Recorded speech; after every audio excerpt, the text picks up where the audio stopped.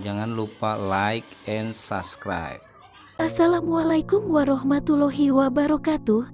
Sahabat seiman, tahukah kalian, awal diciptakan akal dan nafsu Allah Ta'ala? Akal berasal dari kata akil, bermakna al-hikmah, kebijakan.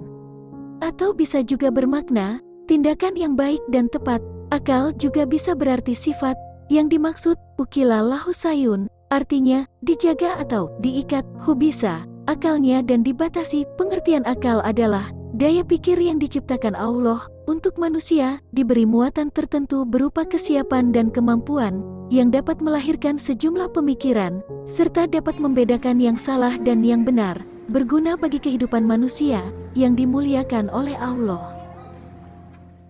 Firman Allah, dan Dia menundukkan malam dan siang, matahari dan bulan untukmu, dan bintang-bintang itu ditundukkan untukmu dengan perintahnya.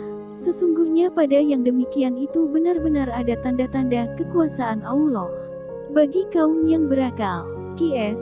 An-Nahl 12. Akal merupakan suatu anugerah yang diberikan kepada manusia oleh Allah, yang bisa digunakan untuk berpikir dalam segala hal, seperti alat untuk mentafakuri alam semesta beserta isinya, sehingga menjadi petunjuk untuk beriman kepada Allah dan Rasul-Nya.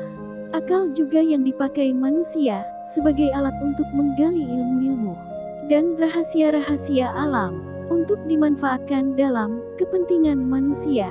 Maka dengan akallah yang membedakan manusia dari seluruh makhluk lainnya di muka bumi ini. Sedangkan nafsu berasal dari kata nafsun atau nufusun, bermakna keinginan, kecenderungan atau dorongan hati yang kuat. Bila ditambah dengan kata hawa, menjadi hawa nafsu, biasanya dikaitkan dengan dorongan hati yang kuat untuk melakukan perkara yang tidak baik. Ada kalanya nafsu bermakna selera, bila disandingkan dengan makanan. Bila nafsu dihubungkan dengan syahwat berarti kebirahian atau keinginan seksual. Jauh sebelum Nabi Adam AS diciptakan, Allah telah menciptakan akal dan nafsu lebih dulu. Kemudian akal dan nafsu dipanggil untuk menghadap Allah. Maka terjadilah dialog di antara keduanya. Diriwayatkan dalam kitab karangan Utsman bin Hasan bin Ahmad As-Syakir Al-Haubawi, ulama yang hidup dalam abad ke-13 Hijriah. Dalam firman Allah, wahai akal menghadaplah kamu, akal pun menghadap Allah. Wahai akal berbaliklah kamu, lalu akal pun berbalik. Kemudian Allah bertanya, wahai akal, tahukah kamu siapa aku? Akal menjawab, aku adalah hambamu, yang daif dan lemah, dan engkau Tuhan yang menciptakan aku. Lalu Allah menjelaskan, wahai akal tidak kuciptakan makhluk yang lebih mulia daripada engkau. Kemudian Allah menciptakan nafsu, dan berkata kepadanya, wahai nafsu, menghadaplah padaku, katakan, siapa engkau dan siapa aku? Nafsu tidak menjawab, hanya diam. Kemudian Allah bertanya, siapakah engkau dan siapakah aku? Nafsu menjawab, aku adalah aku, dan engkau adalah engkau. Dari kejadian itu Allah membuangnya dalam neraka Jahim selama 100 tahun. Setelah itu Allah Ta'ala mengeluarkannya. Kembali Allah bertanya, siapakah aku dan siapakah engkau? Nafsu menjawab, aku adalah aku dan engkau adalah engkau. Allah kembali membuang nafsu dalam neraka Ju selama 100 tahun dan tidak diberi makan. Kemudian Allah mengeluarkannya dan bertanya lagi, siapakah engkau dan siapakah aku? Nafsu mengakui dan berkata, aku adalah hambamu dan engkau adalah Tuhanku. Di riwayat kitab lain, dikisahkan nafsu dihukum di neraka selama 70.000 tahun dalam penjelasan kitab tersebut.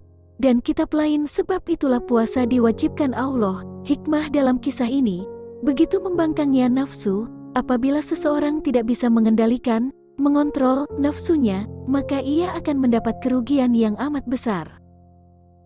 Dari kisah ini, dapatlah kita simpulkan bahwa nafsu itu sangat membangkang dan bandel. Oleh itu hendaklah kita menguasai nafsu itu. Jangan biarkan nafsu itu menguasai kita, sebab kalau dia yang menguasai kita, maka kita akan menjadi hancur, berbuat dosa. Berikut firman Allah Wahai Daud, sesungguhnya kami menjadikan kamu khalifah, penguasa di muka bumi, maka berilah keputusan perkara di antara manusia dengan adil, dan janganlah kamu mengikuti hawa nafsu, karena ia akan menyesatkanmu dari jalan Allah. Qs 26. Agar dipahami, nafsu merupakan bagian dari makhluk Allah. Nafsu juga bermakna sebagai ruh, nyawa, tubuh dari seseorang, darah, niat, orang dan kehendak atau keinginan, kecenderungan, dorongan, hati yang kuat.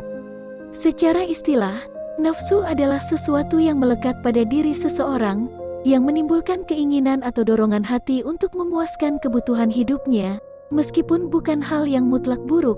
Negatif, nafsu memiliki kecenderungan untuk menyimpang, sedangkan hawa nafsu adalah lebih condong ke jiwa terhadap sesuatu yang disukai, sehingga keluar dari batas syariat, melampaui akal pikiran.